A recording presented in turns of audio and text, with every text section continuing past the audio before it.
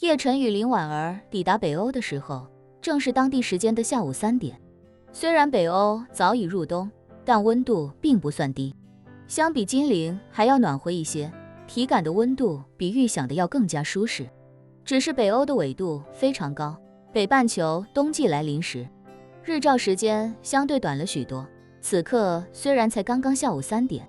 但天色已是黄昏，太阳已经与地平线相接。叶晨第一次冬天来北欧，忍不住看了看手机上已经切换到当地的时钟，感叹道：这地方真是有趣，才3点天就黑了。林婉儿笑道：奥苏城算是北欧的南部，所以冬天还能有5个小时的白昼。在北欧的北部地区，马上就要进入极夜了，大概1-2个月的时间看不到太阳。叶晨感叹，待久了怕是要抑郁。不会，林婉儿一脸神往地说道，公子有所不知，其实极夜也挺好的，在极地附近满是冰雪的村落里，随时可以见到极光。村落人烟罕至，生活在村落里的雪橇犬往往比生活在这里的人还多。对奴家这种一直被追杀、缺乏安全感的人来说，生活在极夜里的那1-2个月是整个人最放松的时候。叶晨瞬间对林婉儿的话十分理解，对她也多少有些心疼，感叹道：这么说，黑夜对需要躲藏的人来说确实更有安全感。林婉儿笑道：现在就是看极光的季节，等公子忙完正事，不知可否陪奴家去北欧的北部转一转。好，叶晨不假思索地答应下来。林婉儿自是开心无比，一颗心早已飞去了那冰雪、松柏与极光交相呼应的神奇极地。两人一下飞机，北欧皇室的车辆便已经在此等候。等待两人的是一位干练的中年女性，她迈步来到叶晨面前，恭敬地说道：叶先生，我是北欧皇室的管家苏珊·怀特，您可以直接叫我苏珊。女皇陛下让我来机场接您和林小姐，她已经在皇宫等候了。叶晨点了点头，客气道：那就辛苦你了。苏珊十分谦逊地说道：这是我的荣幸。说罢，她与另一位随行司机主动为叶晨和林婉儿拉开轿车的后排车门，邀请两人上车。待两人上车之后，苏珊和司机也返回车内，司机启动汽车，副驾的苏珊便开口道：叶先生、林小姐，女皇陛下已经与海关打过招呼，您2位无需办理入境手续。说着，他回身将2本证件递给2人，又道：这是外交豁免的相关凭证，如果2位这些天在北欧有自由行的打算，遇到警察以及其他政府部门查询证件，可将这本证件出示给对方，他们会最大限度给予便利。好，叶晨点点头，将2本证件接了过来，心中感叹海伦娜确实细心，自己与林婉儿都是东方面孔，叶晨又不会说挪威语，如果离开皇室自由行动，万一遇到警察或其他公职人员查询护照，很可能就会被对方发现没有入境记录，而被当成偷渡客。有了这2本证件，自然就不会存在这样的隐患。刚好叶晨也确实打算带着林婉儿四处转转，毕竟他对这个国家也算得上感情深厚，想来也有四处走走看看的念头。皇室的车辆径直开出机场，直奔奥苏城中心位置的皇宫一路疾驰。此时的海伦娜早已在皇宫内翘首期盼，与她同样期待与叶晨见面的，还有她的奶奶伊利亚特老女皇。眼见海伦娜在皇宫正殿内不停踱步，时而欢喜，时而娇羞的模样，老女皇不由上前道：海伦娜，稍后见到叶晨，你还是要矜持一些，拿出女皇本该的气质来。啊，海伦娜羞臊地问道：我有表现得很明显吗？老女皇调侃她道：你就只差把情郎要来，我很开心这句话写在脸上了。哪有？海伦娜赶紧辩白道：奶奶，我还是很矜持的。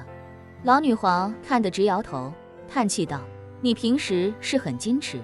也很有王室应有的姿态，只是一到了叶晨面前，就变成一个痴心的小姑娘了。说罢，她不免感慨，上次让你想办法跟叶晨更进一步，你要是听话照做，说不定现在小腹都隆起了。奶奶，海伦娜想起之前奶奶一直蛊惑自己先怀上叶晨的孩子，给伊利亚特王室留个后，而自己险些就真的照做，不由得羞怯万分，臊得双颊通红。就算已经身居高位，她内心依旧是一个渴望浪漫、渴望真爱的女孩子。真要让她放弃一切廉耻心，主动怀上叶晨的孩子，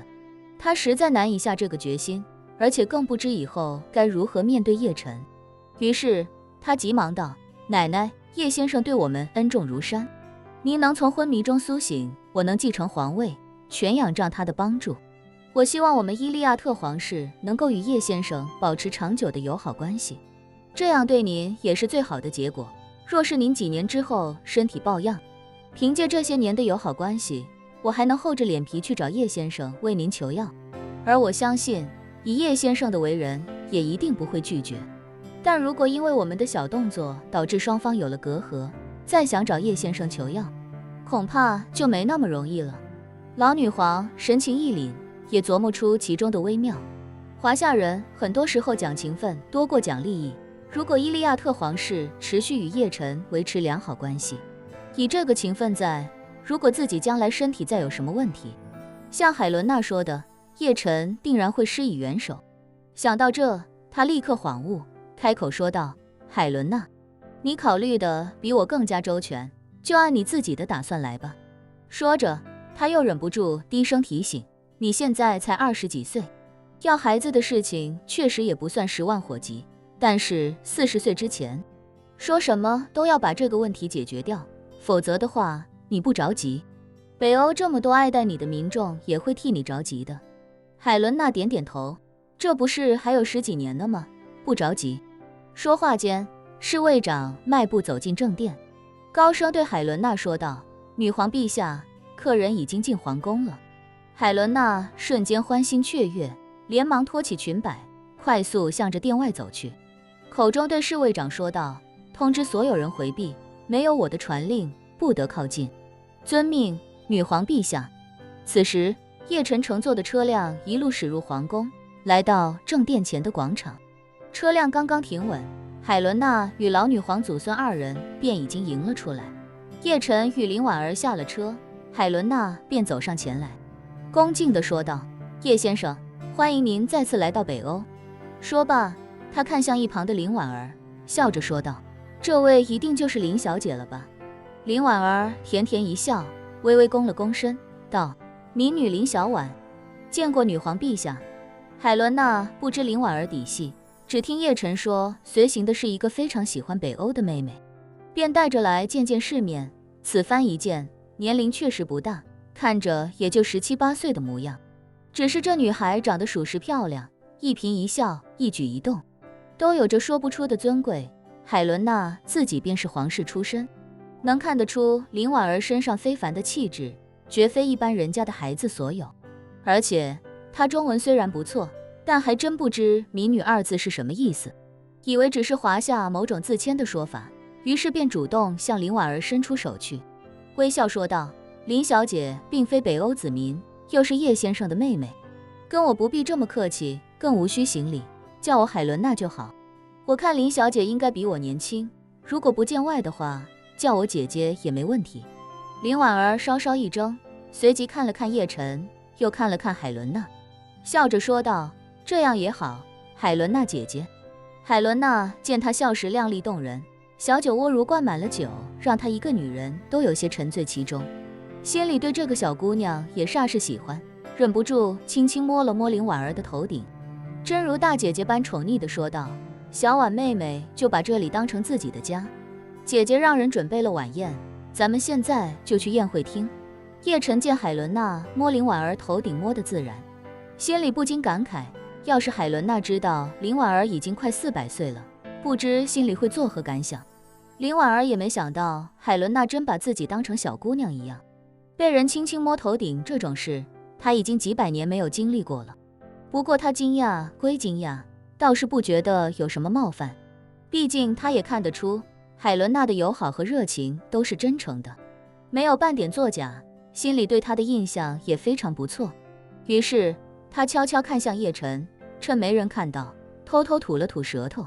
叶晨笑着摇头，开口对海伦娜说道：“这才刚4点钟，吃晚饭是不是早了些？”海伦娜抬头看着满天星光，笑道：“叶先生看来要适应一下北欧的生活节奏。现在已经是晚上了，我们吃过饭，还可以去欣赏一下奥苏城的夜景。”这时，管家苏珊上前低声道：“女皇陛下，罗斯柴尔德家族的霍华德·罗斯柴尔德先生，想晚些时候来皇宫向您问好。”海伦娜摆摆手，淡淡道：“告诉他我晚上另有安排，明天直接在数据中心见面即可。”